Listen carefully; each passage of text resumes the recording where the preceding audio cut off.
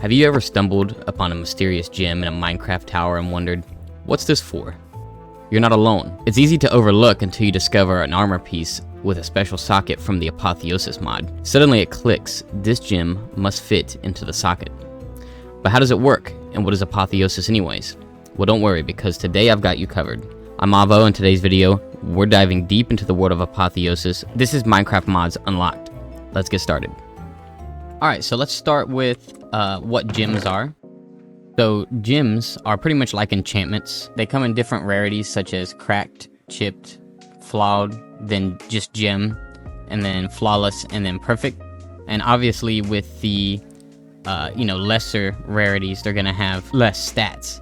And then over here with perfect, it's gonna have more stats. So if we compare the light and ranged weapons on the top line there, it's 30% crit chance here, and it's just 5% crit chance here. So as you can see, it's much stronger. Gems can also be found in pretty much any structure, including villages and different towers. There's even Apotheosis added a tower specifically to find gems and stuff like that at the top of it and throughout the tower on the way up and stuff. Some gems can only be applied to certain armor. So like this one right here, it's when socketed in helmets plus 5% to all stats, whereas this one over here, when socketed in light weapons plus 1% armor. So as you can see, there's no helmets. And you may also wonder what a light weapon is compared to a heavy weapon, and it seems like a light weapon is just a sword and a heavy weapon is an axe. I saw on Reddit that people were thinking it was attack speed, but in the current version of Apotheosis, it doesn't seem like attack speed contributes to whether a weapon is light or heavy. It's just a light weapon is a sword and a heavy weapon is an axe. Okay, so now we know what gems are, so I think the best way to continue is just to tell you what each of these blocks do before I actually get into how to do the rest, like applying gems and stuff. So this anvil, it just is used to crush gems that you don't like into gem dust to later upgrade items that you do like. This table is used to apply gems or to take gems off, and I'll show you how to do that later. This table is used to scrap like armor, like say you found like a mythic chest plate, but you already have a mythic chest plate. You can scrap this armor and then re-roll your mythic chest plate in either one of these tables here. Re-rolling is basically just changing the statistics of it apart from the gems that you applied manually. The difference between the simple reforging table and the regular reforging table is that the simple reforging table can only reforge up to a rare, while the regular reforging table can reforge all the way up to mythic, so the highest level that you can reforge. And this table here, basically all it does is you can add 2 of the same gem and then add some dust and some essence, like one of these here, and then it can upgrade both of your gems into 1 gem of the next level. I want to take a quick second to remind you guys that if you're enjoying the video, just go ahead and leave a like and or subscribe and do all the other YouTube things that you probably hear everybody else say to do, and I greatly appreciate it. Alright, so now let's get into just applying gems to armor that you like. Say you found this chest plate, everybody's favorite, gold, somewhere in a chest, or maybe a mob dropped it or whatever. You found it, it's got an empty gem socket, as you can see right there, 1 socket. So you say you found a gem now, we're going to use a chipped gem, but you can use any of these will work. So basically all you have to do, and it's pretty simple, is you just bring it over to the smithing table, you add your chest plate, you add your gem, and then as you can see there, you now have a new chest plate with a gem inside of it. Alright, so let's talk about mobs next. The mobs that Apotheosis add are technically called invading bosses, and canonically they come from a dungeon underneath the ground, but really they just spawn in. And the rarity of the mob is dependent on the color of text that you see when it first appears and over its name tag. So if a gray, also it has an outline around it, like it's been hit with a spectral arrow when you get close enough so that you can see it. But basically, if it's a gray outline or name, then it's going to be a common, whereas if it's a blue, it's going to be a rare, and so on and so forth. In the overworld, only I think the more common varieties spawn, so it's just like common, uncommon and I think rare. And then in the nether and the end, they start getting to be the more rare kinds, especially in the end with mythic spawning almost all the time. Now when you kill these mobs, they drop their equipment, whether it be a sword or a shield or, you know, armor or whatever, and a lot of times it will already have multipliers on it. And I'm going to show you now, when you have something with multipliers on it, you can actually either reforge it, or what we call re-rolling it, I guess, or you can actually upgrade it as well to have better multipliers and special abilities and stuff like that on it. And I'll show you how to do that now. So all you need to do is have, say, 2 of the same type or a type, you know, one type weaker and one type stronger of the armor. So say you had two of these. All you would do is you would come over to the salvaging table. You would salvage this one, and it says you get 2 to 4 here. And then you would come over to, say you have some gems that you don't like. You would actually, let me just go ahead and show you this too. You would take these gems, just throw them all on the ground, whatever ones you don't like. Then just take an anvil and crush them, and that will give you gem dust here. I already had 64, but I had another stack there now. So basically all you have to do after you have scrapped the item that you don't like, again, I can show you that right here. See, it says 1 to 4 crystal shards, luminous, and it's luminous crystal shards because it's of the rare variety, because luminous is just rare. So after you scrap it, you just come over to the simple reforging table if you're doing anything rare or below, or the regular reforging table if you're doing anything like epic or above, and you know, epic would be considered this one, or mythic. So you would come over here, and as you can see right here, I get when attacked gain resistance for 6 seconds. You just put that in here, you put that in there, and then you just throw some dust in there, and you know, you can reforge this at the same level as it already is. Or if you want to upgrade it, you would come over to this table if you're upgrading above anything above rare, excuse me. You would come here, and then you would add your upgrade material, and as you can see, it goes from blue, which is rare, to, you know, purple, which is epic.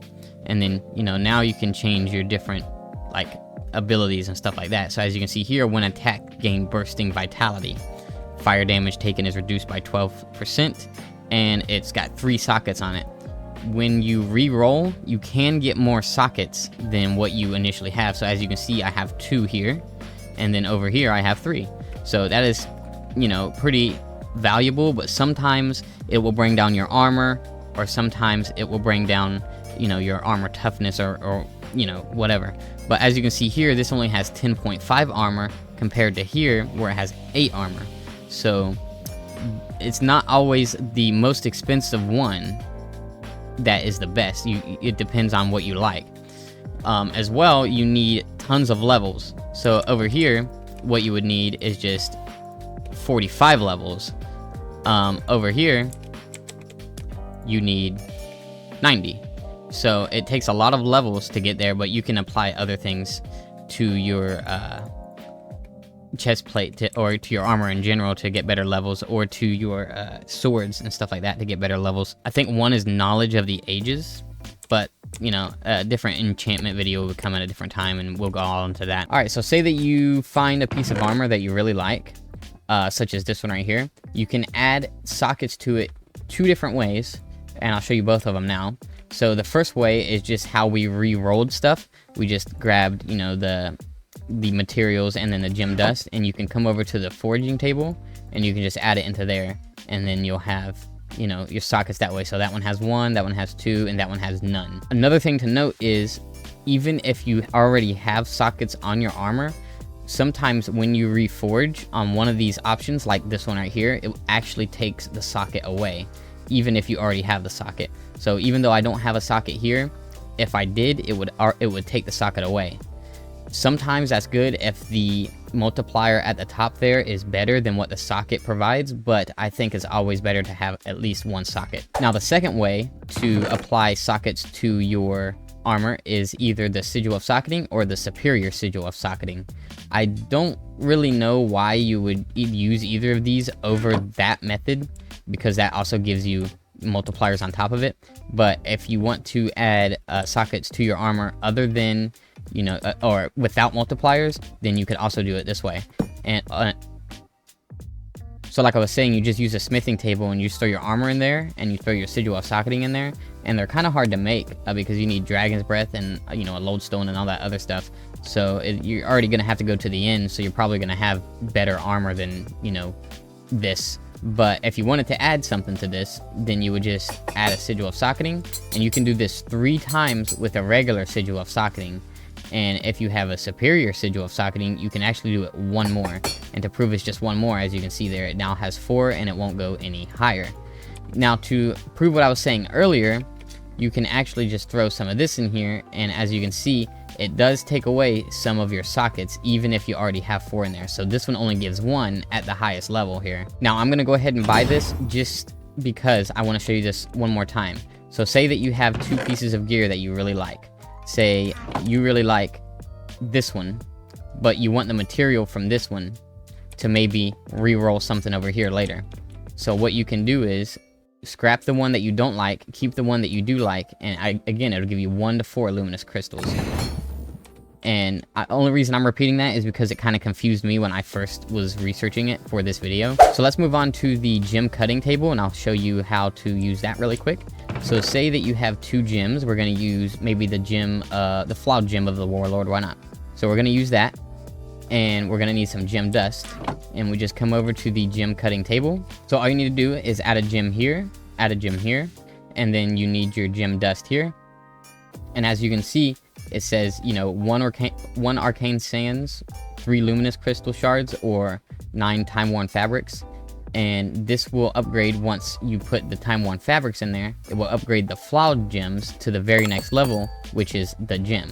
And say you had 2 regular gems, as you can see, it's now pink, and then it requires different materials. So now it would require the luminous crystal shards, or the arcane sands, or the godforged steel. So it no longer requires this because it's not strong enough. So if we got something like the arcane sands here, and then we put our crystals in there, so that's the gem, and put the gem dust, and then I'll put the arcane sands in there. So as you can see, it requires 3 of those, and it turned yellow, and now I have 61. This is unobtainable, so this obviously doesn't matter. But if you wanted to do it again, you would need 3 godforged steel. So it just gets more and more difficult each time that you go on. And obviously you get godforged steel by scrapping or salvaging, I guess, from the salvaging table, some mythic, you know, armor or chest plates or whatever to get the godforged steel. Okay, so now we know how to put gems on and we know how to reroll. But what if you want to take a gem off, or what if you want a gem for a different piece of armor? Well, lucky for you, you can either use the vial of searing expulsion or the vial of arcane extraction. And all you have to do is come over to the smithing table that I totally didn't destroy earlier, and you just add whatever you know, armor you want to take the stuff off of. And for here, it would be the vial of arcane extraction, and it would give you back the, obviously I have 3 gems in here, but it would only give you back 1. And so that destroys the armor.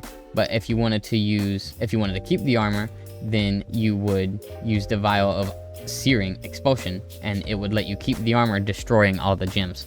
So you can either destroy the armor and keep the gem, or keep the armor and destroy the gem.